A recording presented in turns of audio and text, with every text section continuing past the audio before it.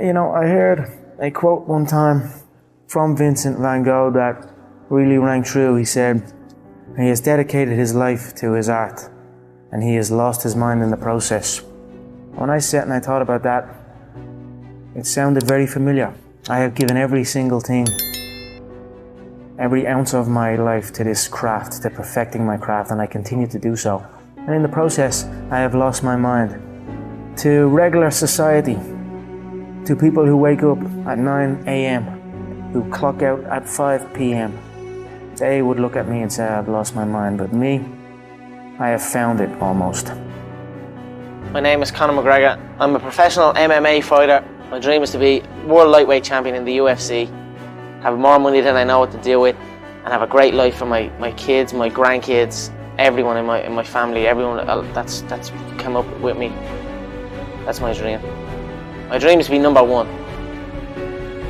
Most young men, why they got into martial arts was to defend themselves. I started off really being into football. That was what my first dreams were, you know, being a football player and how good you were at playing football and how good you were at fighting, you know, they were the two things where I grew up. And then maybe as I start going outside my little estate and all, conflicts start happening, and I had to kind of think to myself, right, I need to be able to defend myself now as well. Not even to get back at anyone around, just to kind of be like, alright, this guy knows where he's at, just leave him alone.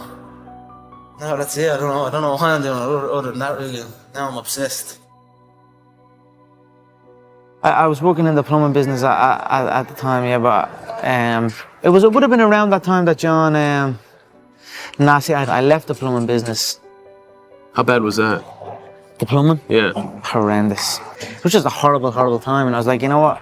I don't want to do this, and then I just left, and then I just stopped going, didn't get out of bed. Then my dad would come in and try and faint me out of bed, and we'd have fights, and literally, for a good while I didn't really speak to my dad. We just kind of stayed away from each other. Anytime I come across my dad, anytime we did speak was to fight. Why did he get to that point, to where he was that mad? Because I was doing absolutely nothing. I was out getting into trouble. Yeah, it basically felt like I was doing fuck all. I was a waster, you know, I was a waster. Called that a lot, you know what I mean? The real stress and the real fights come from the mortgage, come from this stress of home. A lot of people are getting evicted from their homes around here. So that's something that I grew up with. That was a big stress in my family. It caused a lot of stress, so I just wanted to give it back and help out and just do that. My mother and father are still young. Now they have their feet up, they can relax, they are in a new place, so it's good. That's something I always dreamed of. I always visualized what giving would feel like. Given to people who have given to me, what that would feel like. I always dreamed of just showing up one day and be like, here. I always visualized good things. I always visualized victory, success, abundance. I visualized it all and it's all happening.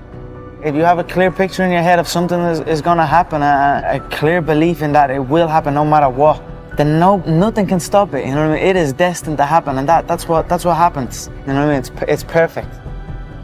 Fighting myself, you know what I mean? Because you are fighting yourself. There is no opponent, you know what I mean? It's you versus you, and I'd say I'm fighting myself in there. I'm gonna beat myself. Not even martial arts, life, you know what I mean? It's always you versus you. If you're competing against other people, you know what I mean? Competing against others, and you're gonna become bitter. Eventually, you'll become bitter. But if you compete against yourself, you'll become better.